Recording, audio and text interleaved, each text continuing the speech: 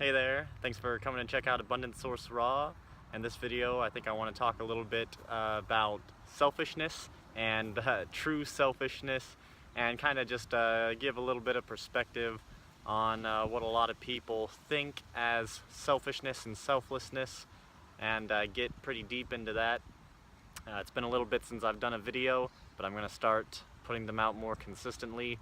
I just got back from the Austin Fruit Festival, which was amazing. Just tons of deep connections, crazy, and it was just super awesome. And they're going to be doing that every year, so hopefully I'll get to see you next year in Austin, Texas in 2018. All the super ripe, delicious melons are coming in this time of year. I've got a nice, I believe it's a Crenshaw melon, and so I'm going to open this up and have some of that while I talk. I love Crenshaws. When you get them ripe, they are actually not really the sweetest. They're not my favorite as far as flavor, but I am addicted to the texture. It's like taking a bite into a big fluffy cloud. It's like a cotton candy marshmallow texture that just feels so good in your mouth.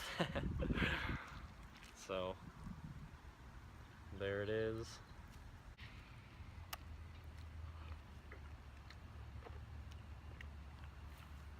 It's so good.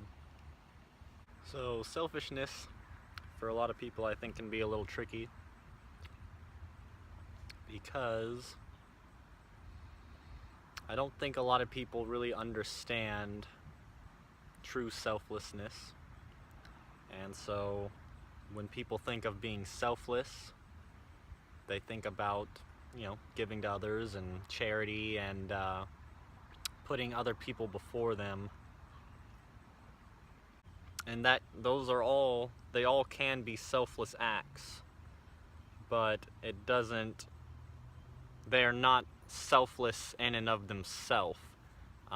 It requires a certain state of consciousness, I suppose, and almost any act can be selfless if you are in a certain state of consciousness. And what I mean by that is, you can see someone on the street who is needing some help, needing some money, and you decide to give them $20 or any amount of money. That sounds very selfless, but was there a motive behind it? Was there any wanting behind it? Did you give that person money because it was going to make yourself feel good? Did you give that person money because it was aligned with your sense of justice and with what you believe to be right? Did you give them money because you felt pity for them? Did you give them money because you thought it was the thing to do? Maybe you felt a little reluctant, like, I kind of need this money, but I'm going to give it to him because he obviously needs it more than me.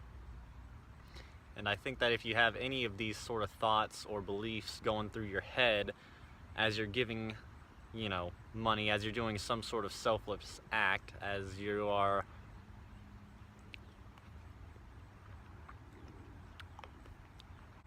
sharing and doing what you believe is right, you really have to look to see if there is wanting and a motive behind it coming from you and your mind.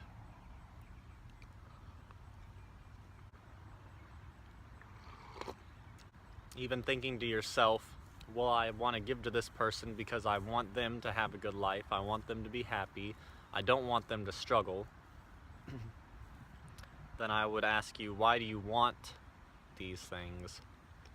Why do you not want them to struggle? Why do you want them to be happy? And if you look at it very closely and dive pretty deep into this, you'll find that it's because it makes you feel happy. Most of us really enjoy others being happy. We really enjoy seeing other people, you know, uplifted and, you know, not struggling. And that's a great thing. And I'm not saying it's bad. I'm just saying that there is a certain level of selfishness to it. And, you know, when I talk about this stuff, there's nothing that I see as good or bad, or any right way to do something, or anything like that. I'm just trying to give you the deepest levels of understanding and things to maybe think about and to contemplate on, so that way you can just reach the highest levels of consciousness possible. And that's what, you know, this channel's all about, is to help myself and everyone else to get to the highest levels of consciousness possible, create unity, get everybody connected, and, you know, reach the highest levels of mass consciousness that we can, and try to end all this suffering that's going on in our little illusion here. And I kind of went over some of this in my relationship videos, how people get into a relationship and they say, well, I want the best for this person, I just want this person to be happy. But why? It's because it's going to make you feel happy. And it's actually somewhat of a selfish reason. And in most relationships, the moment that this person is ready to move on, then you stop feeling that way. You stop thinking you just want the best for them. You start, typically, you know, the typical person will start to have resentment, or, you know, some sort of selfish emotional reaction to this, because the whole thing was revolved around them, even though they tried to make it seem like it wasn't in their mind. If they have these ideas of what the relationship is like, and what love should look like, and what selfishness is, and how it's supposed to feel, and what it's supposed to look like, then it's not really selflessness, or it's never going to be selflessness. I basically describe selflessness as pretty much thoughtless action that had no contemplation or you know, reasoning, really. If you come across a homeless person on the street and you just whip out your wallet and hand them a 20 and keep moving, you forget about it, you don't think about that person again, you didn't think about anything before you gave it to him, you just saw him and then handed it to him, then went on your way, and you know, had no thoughts about it, then that's what I would call selflessness. Pretty much thoughtless action. Action that has nothing to do with your mind or your self-esteem or anything that you could attach yourself to, or anything that has to do with, you know, this body and mind. Selflessness is letting the will of God come in and take over, and letting, you know, just giving yourself up to the source, and dropping your own will, dropping your own wants, and just giving it up to the Most High. So that way your will is aligned with the will of God, and basically you're just letting that will work through you thoughtlessly. You know, people think that positivity and doing a positive thing is the highest good, and that people always want to do the positive thing. But why do they want to do the positive thing? And, you know, that's it's a good step in the right direction. It's better than doing negative things all the time, I suppose. It's maybe a closer step towards higher consciousness, doing the positive thing. It's usually, most people have to go through that stage to reach a higher point. But doing something positive and thinking that you have to be positive sort of implies that there is a lot of negativity and that there's something negative. It implies that something needs to be corrected. which isn't true. It's only a story in your head that something is not right, that there's negativity, and that you have to be positive, and that positivity is the right way to go. But God is not positive or negative. He is both. He's neither. She has no concerns about what's right or wrong. She just is. And so if you're not in that neutral state, and you are thinking about positive and negative things, and thinking about how you can be selfless, and thinking about how you can make the world a better place, then you're actually out of alignment with the highest calling, with the highest divine powers. You are sort of working against it. I personally try my best not to interfere with pretty much anything, with anybody. A lot of us want to really help our friends and people who seem to be down and in need and like they really need help. We want to give them advice, give them maybe financial help, give them help in certain areas of their life. And I've done that plenty of times before in the past. There would be somebody who really seemed to need help, and they may even kind of look to me for help in different sort of material ways, and a lot of the time I really want to help them. I don't want to see them down, but at the same time, every time I've done so, it's caused more disharmony, and it has strayed me from the path that I know that I need to be on, just to help this one individual with something that I can't help them with, something that they have to learn on their own. And that's the thing. I really try not to interfere with people's energies. I try not to interfere with the lessons that they're supposed to be learning. This struggle that they're in is life, trying to show them a lesson so that way they can raise their consciousness. And if you go over here and kind of just give in to them and kind of give them things that are gonna boost them up without them even really learning their lesson, then it's gonna be detrimental to both of you, because they still haven't learned anything, and the lesson's gonna repeat itself. It's gonna keep repeating itself until they have learned the lesson, so that way they can reach a higher state of consciousness. And you've just kind of expended your own resources. You've kind of gone off the path of where you're supposed to be headed, and you kind of took a detour to serve this other person, which was sort of meaningless. And that's kind of what I've found to happen almost every time I try and help a single individual who is learning a certain lesson. And it's been very hard for me, because I want to help these people, and we all don't want to see these people suffering. We all want to do our best to make them happy and all that, but I've just found that it doesn't seem to work out that way. There is a divine lesson being learned here, probably for the both of you, and you just want to interfere with that lesson as little as possible. You just want to let things be, and just keep on becoming the best that you can be, because it's the only way you're going to be able to help everybody.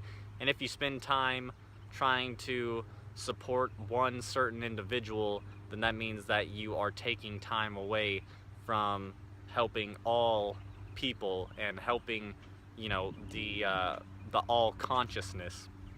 You're basically lowering the all consciousness, so that way you can distract yourself and be with one person who is also in a very low state of consciousness. And now instead of raising your awareness, that way you can bring up the all consciousness, it's somewhat dragging it down a bit if you try to interfere with these things. So you just want to let things be.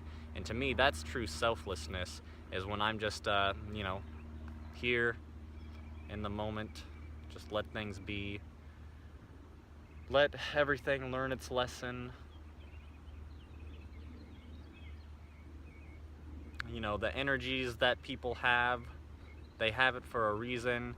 It's why I don't really advocate, say, Reiki on or you know, different types of medicine, even if it's all natural, herbal medicine, you know, chiropractic, even sometimes massage. The only time I ever recommend people use these tools to help people is if these people have agreed to change their lifestyle and to do what's right, because otherwise you're giving people, say with Reiki, you know, I'm certified in Reiki, and I can give Reiki to people, but typically I don't, because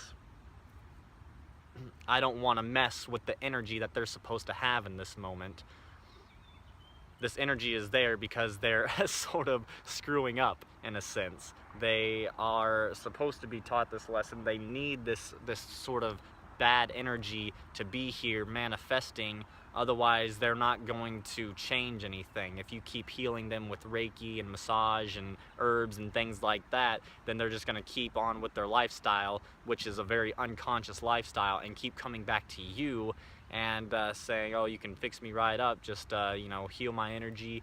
And you're really tampering with the divine energy here. You're tampering with what is supposed to be happening because of your own selfish thoughts, your own selfish ideals of what you think, oh, I can help this person, I can make this person happy and make them feel good, and you know, that's gonna be amazing, and it's gonna make me feel good, and it's we're all gonna be happy. But you're kind of taking a very valuable lesson away from somebody that needs to learn this, which in the end is slowing down the you know, the mass consciousness and our sort of human evolution. People have got to learn from their experiences, and that's how they're going to become more conscious.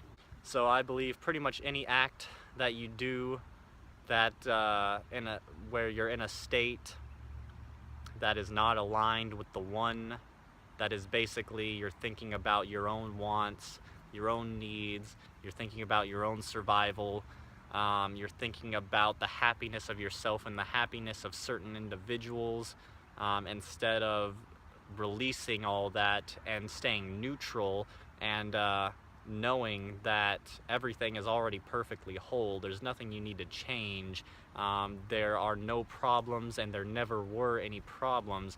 The only reason you see problems is because you know, of your mind's distortion, you know, this illusion that you're seeing, this duality, and it's because we are not in that state of being where we have given ourselves to the highest power, and we have fallen outside of this moment, which is an illusion, which becomes an illusion rather, and now we're acting out of a place of selfishness. Pretty much anything that is done outside of, you know, the divinity of God and truth and source and the law of one is going to fall under selfishness. And, you know, there's certainly varying degrees of selfishness. Just like you could say, well, maybe you could call giving money to a homeless person selfish because it made me feel good, but, you know, it's still a pretty positive thing. It's a sort of a positive type of selfishness. And I would kind of compare that to, you know, your diet. If you're trying to eat raw foods, maybe you have some steamed potatoes and steamed veggies or something like that, and you think, well, you know, it still has some toxins, but doesn't have that many toxins, still has some health benefits. That's kind of what you could compare this to. It's not like you're going to McDonald's and eating a cheeseburger or anything like that, but there are still toxins in these, you know, steamed veggies and potatoes and things like that, and it would be most beneficial to eliminate all toxins altogether. And although handing money to a homeless person might be sort of a positive type of selfishness, it's still a selfish illusion, and it would be most beneficial to disregard all illusion altogether and have no selfishness at all, which of course I'm still working on. Everybody's still working on. We're all just doing our best to reach the higher levels of consciousness, and wherever you're at, that's okay. I'm just here to hopefully give a little bit of guidance and expand your awareness if I can, and just get us all to that point where we can all just realize that we're all one and start to love each other on the deepest levels. And that's all I'm really here for.